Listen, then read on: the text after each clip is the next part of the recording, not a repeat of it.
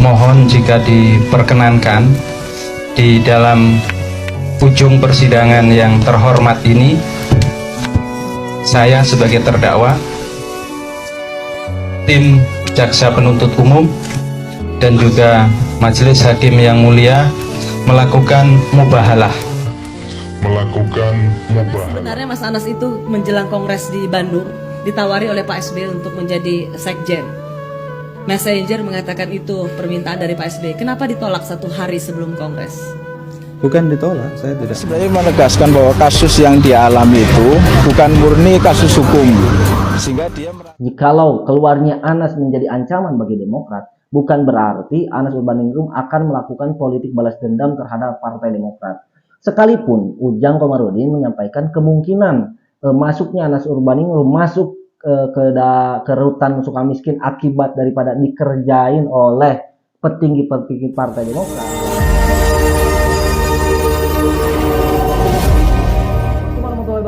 Teman-teman saya hormati dan hamba Allah yang saya banggakan, mantan terpidana kasus korupsi proyek Hambalang sekaligus mantan ketua umum Partai Demokrat Anas Urbaningrum atau juga Kakanda AU, beliau dipastikan atau juga dikabarkan akan melewati masa tahanannya di bulan April ini 2023. Ada yang mengatakan tanggal 3, tanggal 10 atau juga tanggal 17, walau alam. Yang jelas Pak Gede Pasek berharap beliau keluarnya Anas Urbaningrum itu sebelum Idul Fitri, begitu mudah-mudahan. Nah, akibatnya bahwa dipastikan ketika Anas Urbaningrum bebas dari lapas Sukamiskin, beliau akan memiliki akses yang luar biasa besar untuk berinteraksi dengan publik menjelang pemilu 2024. Pertanyaannya adalah apakah yang akan Anas Urbaningrum lakukan di perpolitikan di Indonesia 2024 ini. Dan ada beberapa kemungkinan, kemudian juga sudah saya sampaikan dulu ketika Anas Urbaningrum, maka akan ada banyak sekali wacana, asumsi, juga spekulasi terhadap bebasnya sosok Anas Urbaningrum karena beliau begitu sangat diperhitungkan di Republik ini. Salah satu contoh misalnya ketika pengamat politik dari Al-Azhar, Ujang Komarudin mengatakan bahwa kemungkinan ketika Anas Urbaningrum bebas daripada Sukamiskin, pertama bergabungnya kembali Anas Urbaningrum di perpolitikan di Indonesia. Dan memang itu saya amini terbukti ketika Anas di lapas, banyak sekali organisasi-organisasi baik kepemudaannya, kemudian kewirausahaannya, pertaniannya, dan lain sebagainya yang dibentuk atas dasar loyalis Anas Urbaningrum. Dan finalnya adalah ketika kemarin munculnya partai baru yang dinahkodai atau dipelopori oleh Anas Urbaningrum salah satunya, dan sekarang ketua umumnya Gede Pasek gitu.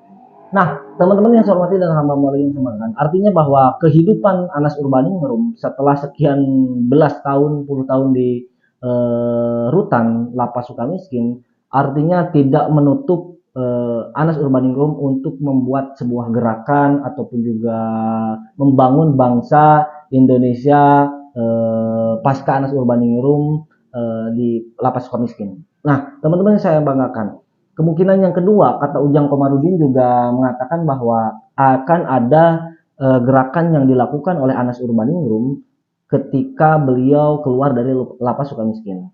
Gerakan yang kemungkinan terjadi adalah Anas Urbaningrum bisa saja membongkar keburukan-keburukan bagaimana gelapnya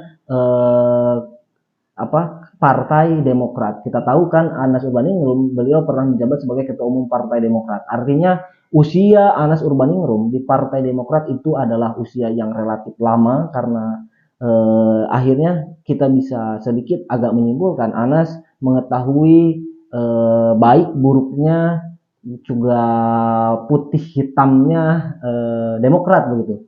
Namun saya sedikit agak membantah daripada pernyataan Kang Ujang tersebut, karena memang jikalau keluarnya Anas menjadi ancaman bagi Demokrat, bukan berarti Anas Urbaningrum akan melakukan politik balas dendam terhadap Partai Demokrat. Sekalipun Ujang Komarudin menyampaikan kemungkinan masuknya Anas Urbaningrum masuk ke rutan Sukamiskin akibat daripada dikerjain oleh petinggi-petinggi Partai Demokrat, saya kira Anas Urbaningrum akan berjiwa besar untuk memaafkan perilaku mereka. Karena kita tahu Anas Urbaningrum merupakan alumni dari organisasi kemahasiswaan terbesar di Indonesia yang memiliki ideologi yang jelas, kemudian juga nilai perjuangan yang selalu dipegang teguh oleh para kadernya. Artinya tidak mungkin ketika Anas Urbaningrum keluar dari lapas Sukamiskin akan mengelola gerakan politik balas dendam. Adapun nanti misal ada kader dari Partai Demokrat terjerat kasus, itu bukan berarti akibat atau ulah daripada Anas Urbaningrum melakukan balas dendam kepada Partai Demokrat. Dan yang kemungkinan yang ketiga adalah Anas Urbaningrum tidak akan mampu menggerus suara Partai Demokrat. Nah, saya juga akan membantah hal tersebut. Kenapa saya harus bantah? Karena memang ketika Anas Urbaningrum masuk di lapas Sukamiskin, itu banyak sekali loyalis Anas Urbaningrum yang berpindah haluan atau berpindah partai politik. Ada yang ke Nasdem misalnya, Saan Mustafa yang dulu juga di Demokrat bersama Pak Urbaningrum. Kemudian juga banyak sekali Julvan dan lain sebagainya. Artinya bahwa saat Anas tidak mendirikan partai politik pun banyak sekali kader-kader loyalis Anas Urbaningrum yang berpindah partai.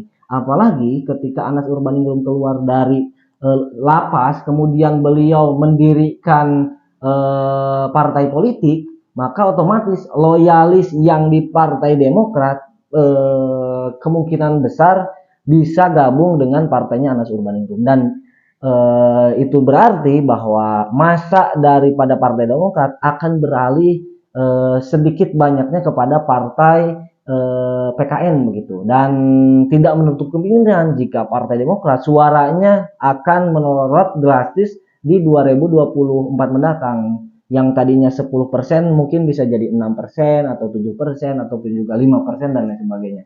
Dan karena kan kita tahu di Lukas NMI juga Partai Demokrat kekuatan di Papua sebagai gubernur Papua sekarang sudah tidak bisa lagi menggerakkan masanya untuk memilih Partai Demokrat karena beliau terjerat kasus korupsi juga, sekarang ditahan oleh KPK, dan banyak variabel-variabel yang mungkin akan membantu menurunkan suara daripada Partai Demokrat. Salah satunya adalah berdirinya Partai Kebangkitan Nusantara yang dipelopori oleh Anas Urbaningrum, mantan Ketua Umum Partai Demokrat. Itu teman-teman yang bisa saya sampaikan. Kurang lebihnya mohon maaf, dan jika teman-teman terlepas daripada teman-teman pro ataupun kontra terhadap sosok Anas Urbaningrum, apakah beliau betul-betul melakukan kesalahan seperti apa yang disangkakan dan dituduhkan kepada Anas Urbaningrum, ataukah memang Anas dijebak sebagai korban dan lain sebagainya. Yang jelas Anas Urbaningrum sudah melewati masa tahanannya, dan di luar daripada itu kita berharap Anas Urbaningrum memberikan hawa yang segar bagi kita orang-orang muda, kemudian juga adinda-adinda, junior-junior, khususnya umumnya seluruh bangsa Indonesia, bagaimana cara berpolitik yang bijak di Indonesia begitu. Mungkin teman-teman yang saya sampaikan, terima kasih atas segala perhatian, mohon maaf atas segala kekurangan. Hasbunallahu wa ni'mal wakil. Assalamualaikum warahmatullahi wabarakatuh.